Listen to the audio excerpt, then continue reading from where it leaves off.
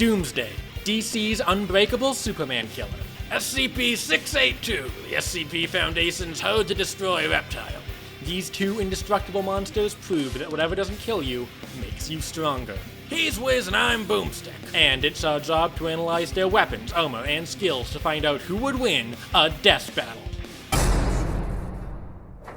Krypton, home planet of the world's greatest hero, Superman.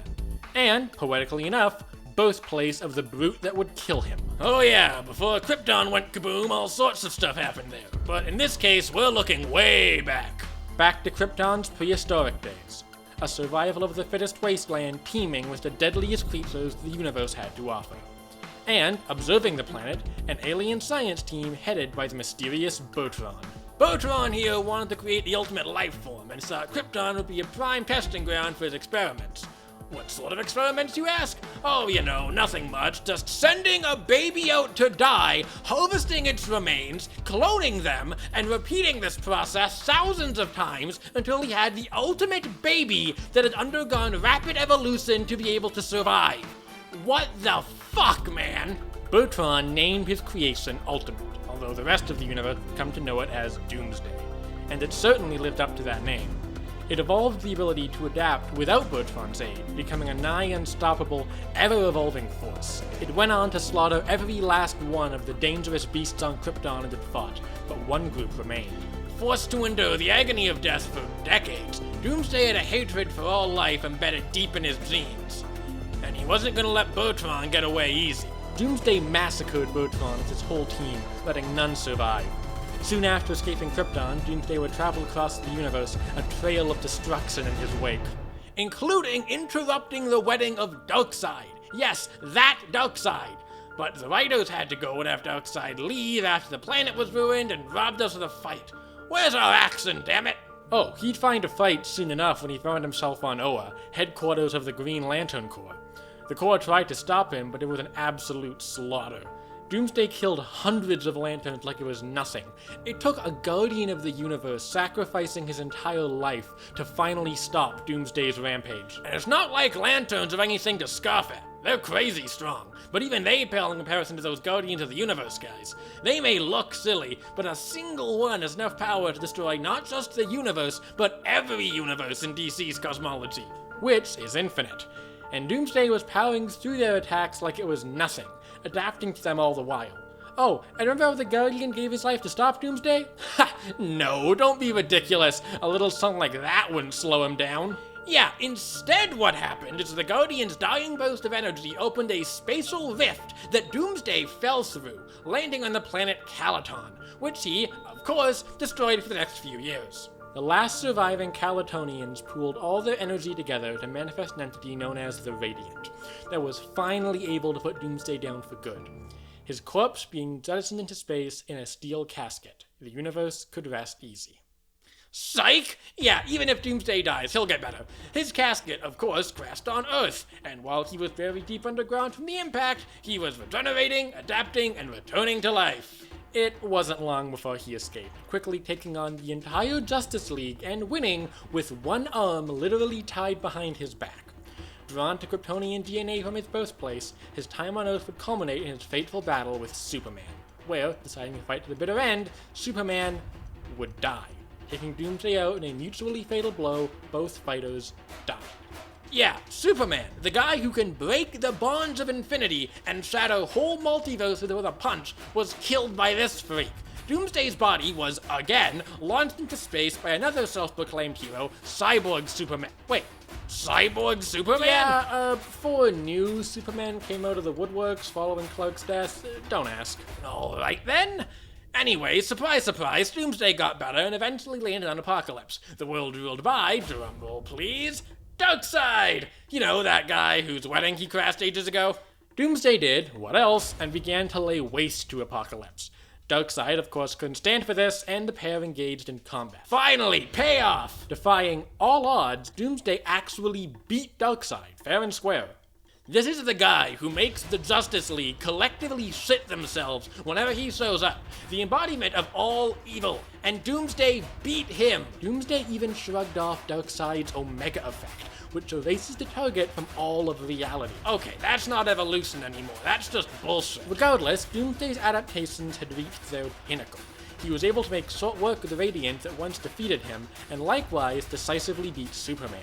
Once you beat him, you're not beating him again, at least not in the same way. So, how did they finally stop him? Doomsday was sent forward in time, to the end of time in fact, where the final entropy of the universe proved too much and destroyed him. Or, well, it would've had Brainiac not rescued him for his own purposes. Comics, man. Yeah, no matter what happens, this guy just won't go down. Even after being sent to the Phantom Zone, a dimension which compresses people onto a lower plane where they essentially live as just a thought, Doomsday was able to evolve and punch his way out. He punched his way out of a dimension while he was a disembodied thought, and he regenerated from that state. What? As if that's not bad enough, he's adapted and evolved so much that he's developed entirely new abilities. Like the terrifying Doomsday virus. He can infect people with this virus, mutating them to be like him while also putting them under his control. This mind control is so powerful, it's affected people like, of course, Superman, who can resist entities capable of controlling the whole multiverse, like Parallax. Oh god, a whole army of these guys running around, all laying waste to whatever? That sounds seriously metal. Doomsday will always adapt to whatever you throw at him. He'll never die, and he'll be constantly evolving to beat you and anyone else out there. When you're throwing hands with guys who can punch you across all of space-time and kickstart new big bangs, you know you're the shit. When you're beating them, well, that just speaks for itself. Way back when, Bertrand tried to make the ultimate life form, and unfortunately for him, he succeeded. You can't run, and you can't hide. No matter what stands in your way, Doomsday will always come back, and he'll always come for you. Release me. And you'll solve both our problems? Yes.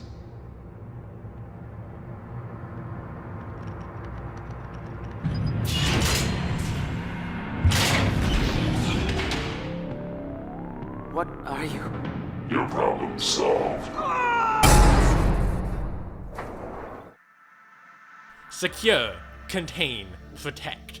These words are the tenets and motto of the ever-enigmatic SCP Foundation. These guys are basically the Men in Black on steroids, a shadowy organization dedicated to tracking down and locking down anomalies and mysteries. They dedicate their being to safeguarding humanity, keeping any and all anomalies away from prying eyes. From the supernatural to the scientific and the friendly to the fatal, they'll do whatever they can to figure it out. They die in the dark, so you can live in the light. Though, frankly, sometimes these guys can be worse than the monsters. When we say every anomaly, we mean every anomaly. Even ones that can benefit the world, or just innocent people who happen to be anomalous. That's not even mentioning the countless death row inmates they burn through testing these things. Make no mistake though, for as cold as the Foundation can be, the world would be infinitely worse off without them. Yeah, a ton of their containment procedures are the only thing standing between reality and some eldritch nightmare that rolled in from hell. And when it comes to monstrosities that want nothing more than the destruction of all life, there might not be a better example than SCP number 682, aptly codenamed the Hard-to-Destroy Reptile. In case you were wondering, SCP stands for both Secure, Contain, Protect, their motto, but also Special Containment Procedures. Right, so in this case, SCP-682 means Special Containment Procedure number 682, which is designed to wrangle the aforementioned reptile. Well, wrangle is being generous. Truth is, if this thing ever wanted to escape, it totally could. And it often does. It just likes getting brought back in every now and then to soak in a nice acid bath. Wait, acid bath? What even is this thing? I'm glad you asked. The origins of 682 are shrouded in mystery, but a few things are known. It's a massive, highly intelligent reptilian creature the size of an SUV that wants nothing more than the destruction of humanity. And unfortunately for humanity, it just won't die. Yeah, as if the acid bath wasn't enough to give that away already. But no, seriously, they've tried to kill this thing hundreds of times, and nothing has worked. And that includes a whole host of supernatural options the Foundation has at their disposal, including SCP-6871, a ritual that would wipe the target from reality. Not just that, but undo their entire past. It'd be like they never existed. And it worked for a moment. It was only after a few seconds that 682 rematerialized and called the attempt pathetic. Yeah, and if that didn't cut it, you can imagine what else has failed. Being torn to pieces, transmuted to metal, mind-controlled, overdosed with radiation, superheated, the list goes on. As if that's not bad enough, 682 adapts to resist anything used against it. Even if you manage to hurt it, it'll immediately heal and won't be hurt again that same way. 682 was once dropped into SCP-1437, which imposes death on anything that falls into it, and it survived. It survived death. Not only that, but it integrates things used against it into itself. It's reactive evolution. For example, if you try to hit it with intense radiation, it'll develop a radiation beam. If you try to mind control it, it'll develop its own mind control. Yes, even beyond its evolution, it's a physical tank. It can casually plow through reinforced steel, stone, you name it. It's been a thorn in the Foundation's side for years. So, where did this thing actually come from? That is a complicated question. Strap in. Oh boy. 682 in actuality is an aspect of a concept. You see, 682 is really a smaller part of a much larger metaphysical entity. Oh? Imagine a circle. This circle is the infosphere, the sum of everything that anything can ever possibly think of. Not as humans, but higher beings, supercomputers, that sort of stuff. The infosphere is a higher dimension, way beyond what puny mortals could hope to comprehend. Infinitely so, in fact. Not dimensions in the sense of universes, but spatial axes. Like, imagine you didn't have width, or length, or height. Now imagine missing an infinite number of those compared to the infosphere. Okay, now within the infosphere is a smaller circle called the noosphere, which is the sum of what humanity specifically can think of and perceive. Okay? Right, so, living in the infosphere is a massive entity known as 6820A, an infinitely spanning concept, the concept of life and death, the very abstract idea of what it means to be alive and what it means to be dead given a metaphysical form. Now a small part of 6820A sticks into the noosphere, meaning humanity can perceive that small part. That is 682. What? 682 is the physical universe presence that 6820A has in its three-dimensional space. One of the manifestation of the other, the same, but also different. Think of it like a New Testament Holy Trinity sort of deal. Gotcha, I think? Make no mistake, the likelihood of 6820A actually troubling itself with the physical world is next to nothing. It's so far beyond the scope of reality, you'd really have to try to break reality to get attention. But if you do, then you better hope it's not in a bad mood. You'll be able to do whatever it pleases with the physical world. So the big lizard is actually an avatar of an even bigger lizard? Yeah, so. And while 682 can be physically interacted with no problem, you need some way of transcending spatial dimensions to confront 6820A itself. Wiz, I'm not gonna lie, I feel like we've lost the plot a bit. Was there ever a plot to begin with? The Foundation's got this thing that's history under lock and key. This may all be a decoy story, but if that's the decoy, what's the reality it's covering? Who knows? Maybe it's not a decoy, but you can count on the Foundation to secure 682, contain him, and protect you. Can't you? That microphone only has so much gain. Move closer to it. His throat's messed up, man. Look at it. He ain't talking. Disgusting. Alright, the combatants are set and we've run the data through all possibilities. It's time for a death battle!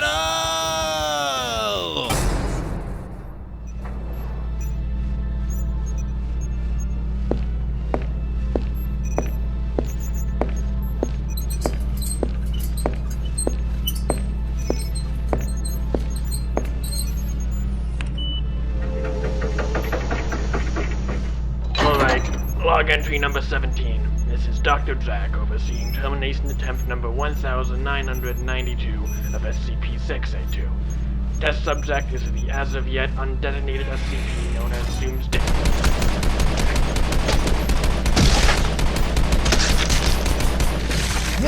Emergency! Red alert! Put the facility on lockdown now! You brute. Such simple-minded idiocy. You disgust me. You are not the first attempt these fools have made on my life, and you will not be the last.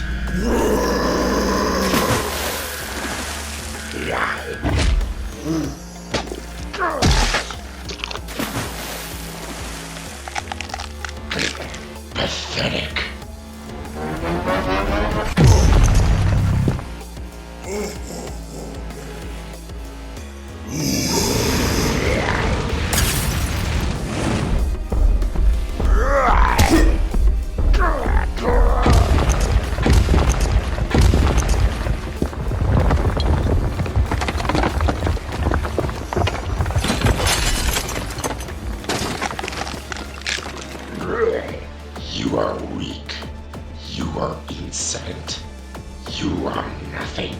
You are...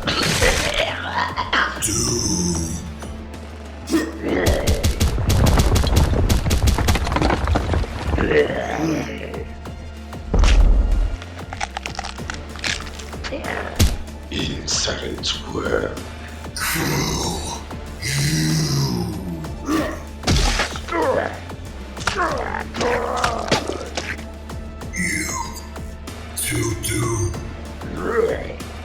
I shall do no such thing.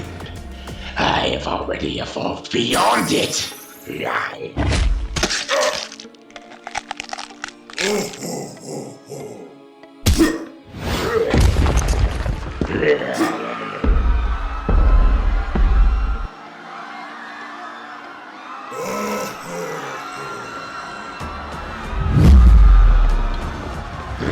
Perhaps you're not as dull as I first guessed.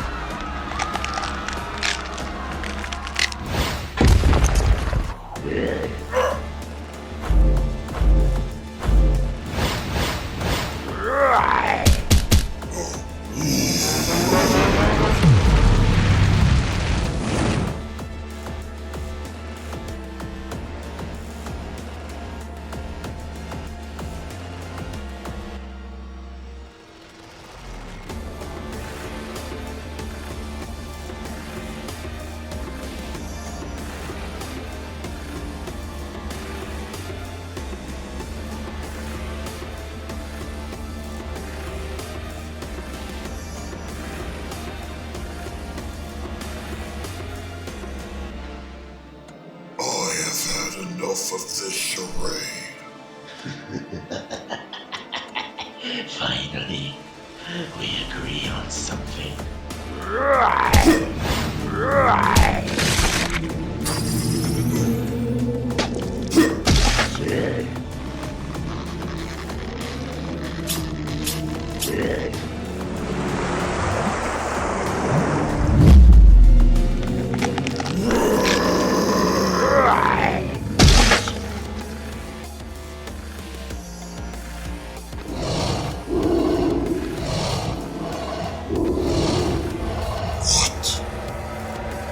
Pathetic, pitiful, really. All this time, just for you to succumb to your fate. Disgusting.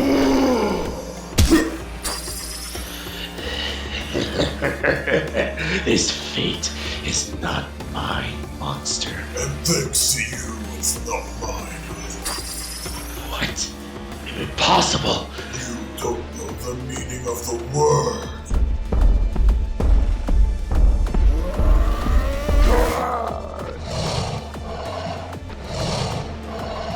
And here I will remain. I think not. What? You think yourself above fate. You think yourself able to escape the end of all things. Disgusting. And yet here I stand. The end of all things has come to pass, and it could not plague me.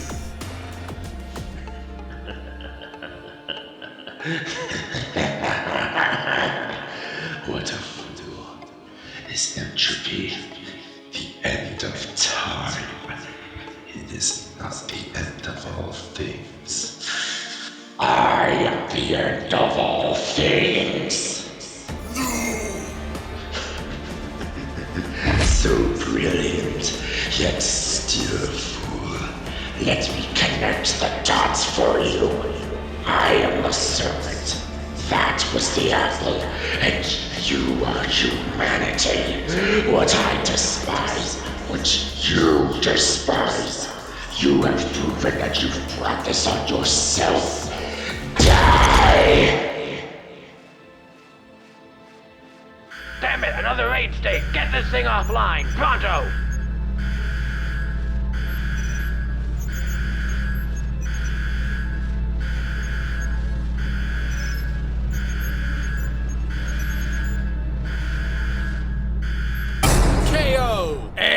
time! Oh, whoops, forgot to hit start. Guess we'll have to run it again. This fight was complicated, to say the least. The million-dollar question wasn't even who would win as much as it was, is there a winner at all?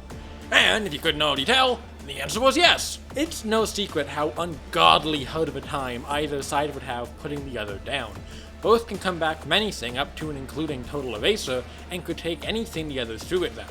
But wait, you ask. Doomsday is way stronger than 682. Isn't that a clear power gap? Well, to start with, sir, but it wouldn't be long before the stats were equalized. With both always adapting to the other, things would balance out eventually. And surprisingly, this process was actually greatly accelerated by the Doomsday virus of all things. Right. Recall that 682 has been able to resist potent mind control before. 682 would be able to embrace the Doomsdayification without succumbing to the mind control, immediately matching Doomsday's power by, well, being a Doomsday himself. Given 682's notable intelligence advantage, and the fact that despite the strengths gap, Doomsday still wouldn't really have a way to kill it for good, it'd be very likely to formulate such a plan before Doomsday realizes. So, with both in the deadlock of even stats and constantly evolving around each other, who on Earth wins? Well, no one on Earth. You're right in assuming this fight would go on forever, to the end of time in fact. What are you— Oh! Exactly. There's no indication that entropy would be enough to put 682 down, especially given how he resisted 1437's death inducement, but it is confirmed to be the only thing able to kill Doomsday. But before it got to that point, Doomsday might be able to evolve the ability to perceive and fight 682-0A. It's an awfully long time, and he's evolved dimensional transcendence before, like with his Phantom Zone punch.